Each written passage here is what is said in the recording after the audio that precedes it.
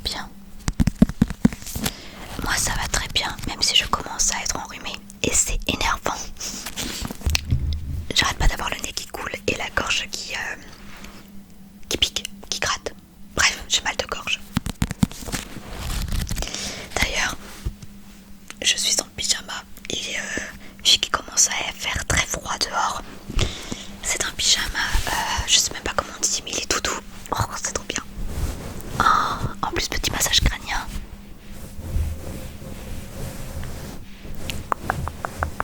Et d'ailleurs, tu peux pas le voir, mais j'ai aussi mon plaid.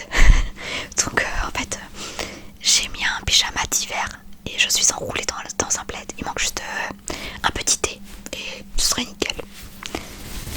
D'ailleurs, je pense qu'après après avoir tourné cette vidéo, je vais m'en faire un. Ou un chocolat chaud avec du miel. J'arrive même plus à parler, c'est ridicule. Oh. J'adore. Sinon, aujourd'hui, avec l'accord de Lemony Snicket, ou du moins son agent littéraire, je te lis le chapitre 2 du tome 1 de Les désastreuses aventures des orphelins Baudelaire.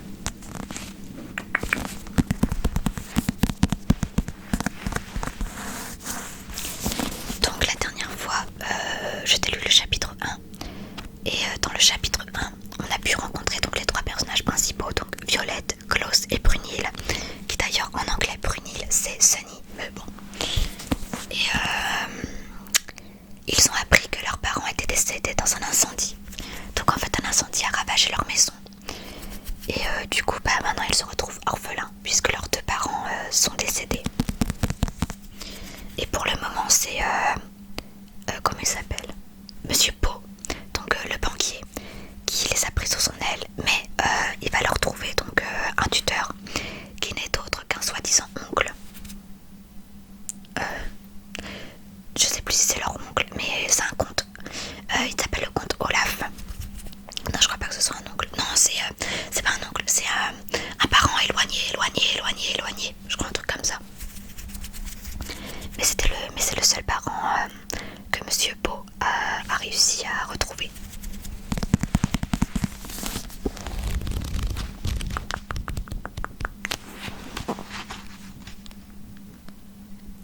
Une histoire que j'adore énormément.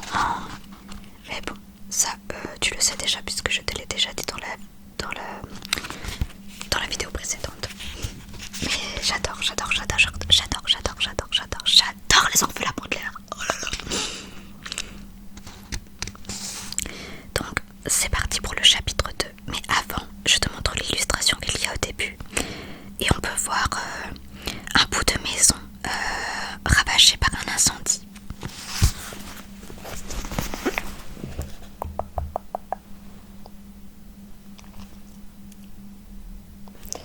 Donc c'était la maison des Baudelaire. C'est parti. Chapitre 2.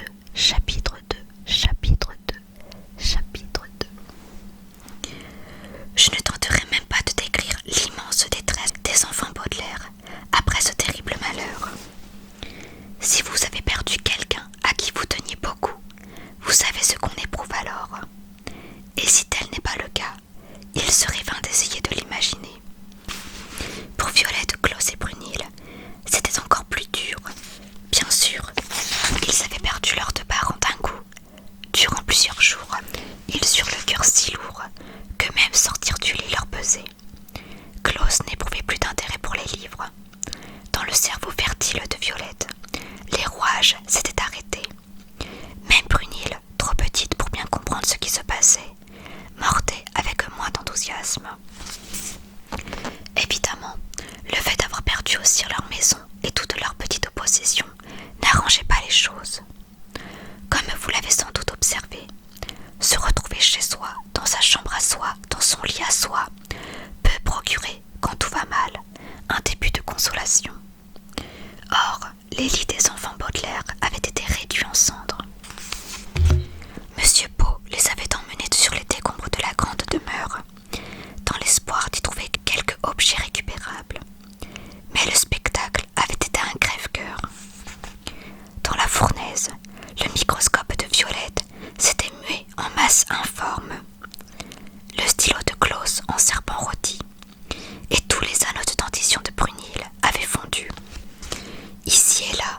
Les enfants avaient repéré des vestiges de ce qu'ils avaient aimé.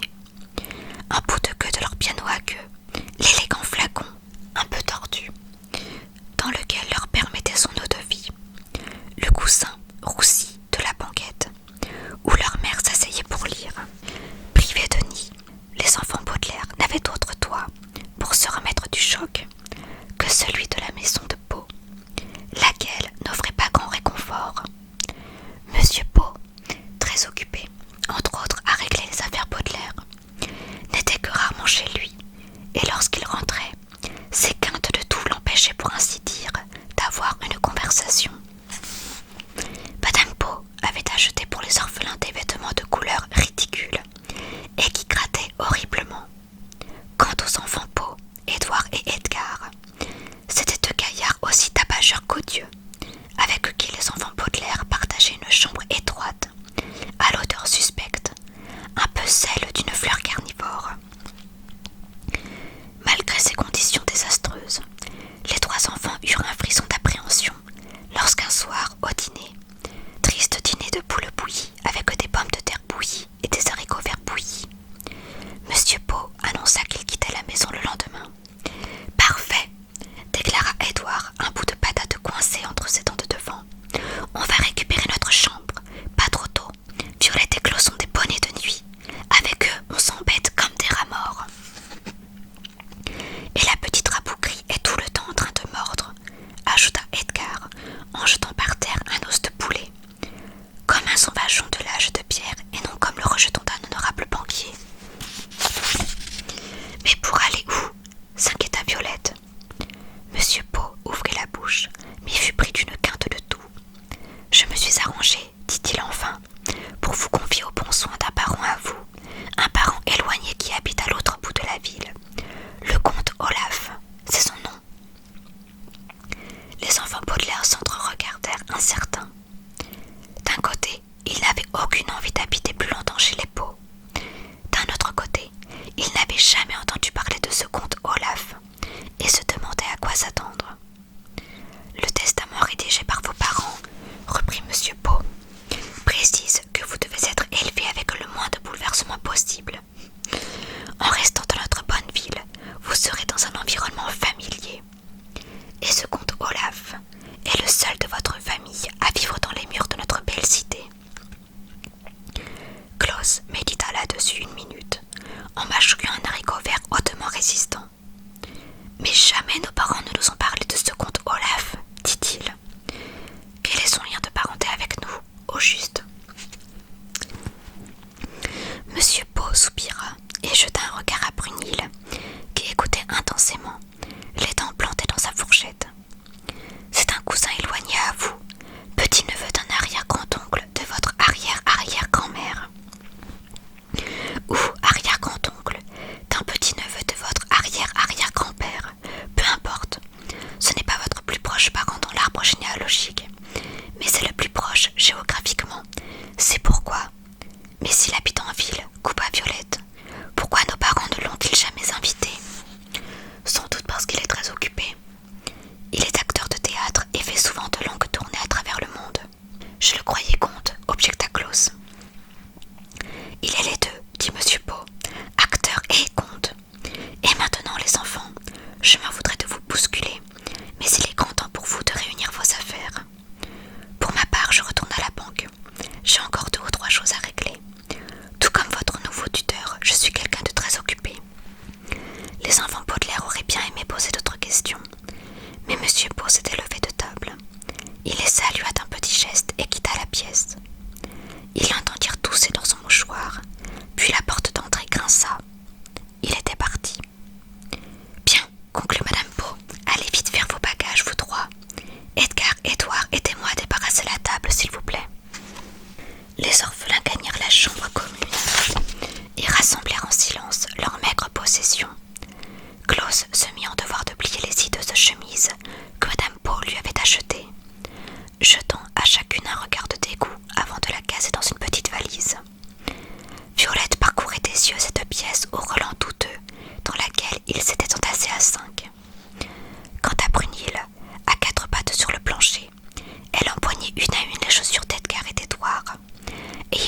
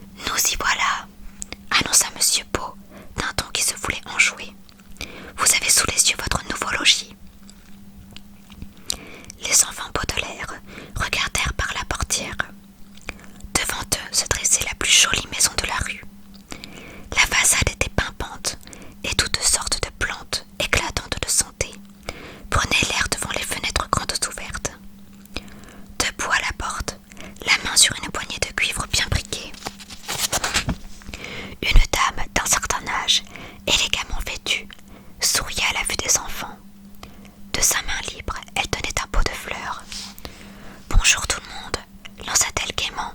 Vous êtes les enfants que le comte Olaf adopte, je suppose.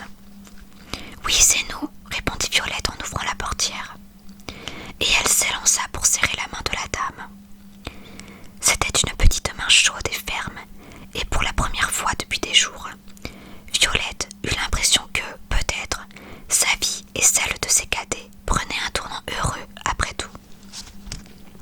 Bonjour, je suis Violette Baudelaire, et voici mon frère Klaus et ma petite sœur Brunhilde, et Monsieur Pau qui s'est chargé de nous depuis la mort de nos parents. Oui, j'ai entendu parler de ce terrible incendie, répondit la dame en serrant les mains tendues. Je suis la juge Abbott, enchantée. La juge, s'étonna Klaus, pas très courant comme prénom. Ce n'est pas mon prénom, dit la dame, c'est mon titre. Je suis juge à la haute cour. Oh, ça doit être passionnant, dit Violette. Et vous êtes mariée au comte Olaf? Dieu du ciel, non, s'écria la juge Abbott. Je le connais d'ailleurs assez peu, nous sommes seulement voisins. Les enfants détournèrent les yeux de la maison pimpante pour suivre le regard de la juge. La maison voisine était une bâtisse miteuse, aux briques noires de crasse et de suie.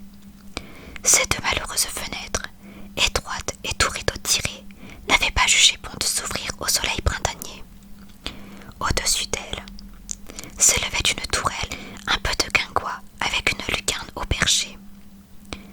La porte d'entrée aurait eu bien besoin d'un coup de pinceau. Dans son bois pelé, au beau milieu, était gravé un œil saugrenu. Toute la bâtisse semblait de travers, comme une vieille dent déchaussée. Bouh, fit Brunhilde. Et chacun comprit ce qu'elle entendait par là. Quelle abominable bicoque! Aucune envie d'habiter là.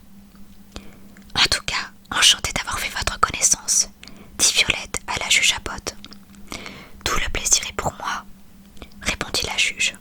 Peut-être un jour viendriez-vous m'aider à jardiner un peu tous trois, ajouta-t-elle en agitant son pot de fleurs.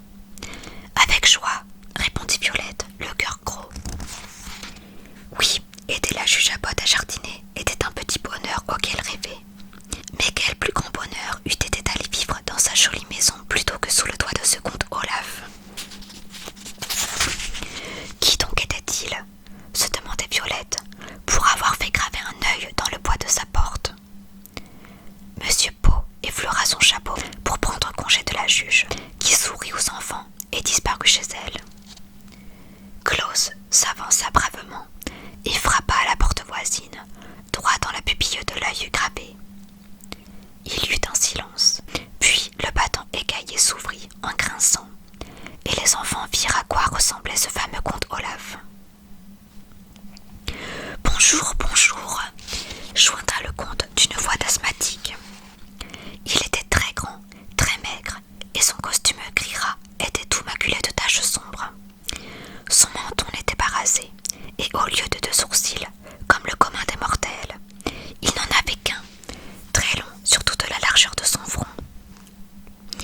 Ses yeux, étonnamment luisants, lui donnaient l'air à la fois furieux et affamé.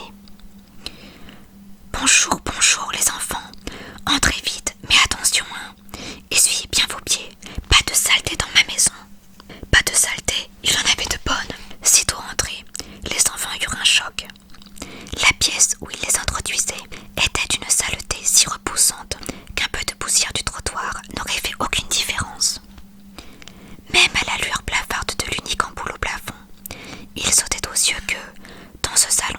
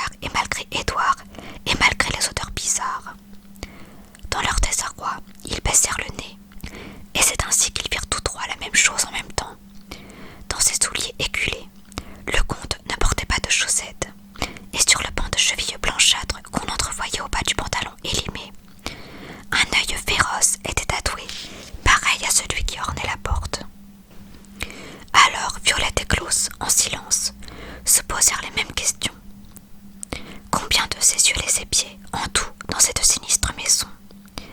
Et aurait-il à tout jamais jusqu'au dernier de leurs jours l'impression d'être surveillé, même lorsque le comte Olaf ne serait nulle part alentour? Et c'est la fin de ce court chapitre, mais qui promet vraiment pas mal de rebondissements quand même. Puisque je ne sais pas si tu l'as compris, mais le comte Olaf est intéressé par l'argent Baudelaire. J'espère que cette lecture aura réussi à te détendre et à te relaxer. Et je te dis à bientôt pour une prochaine lecture chuchotée. Je te souhaite de passer une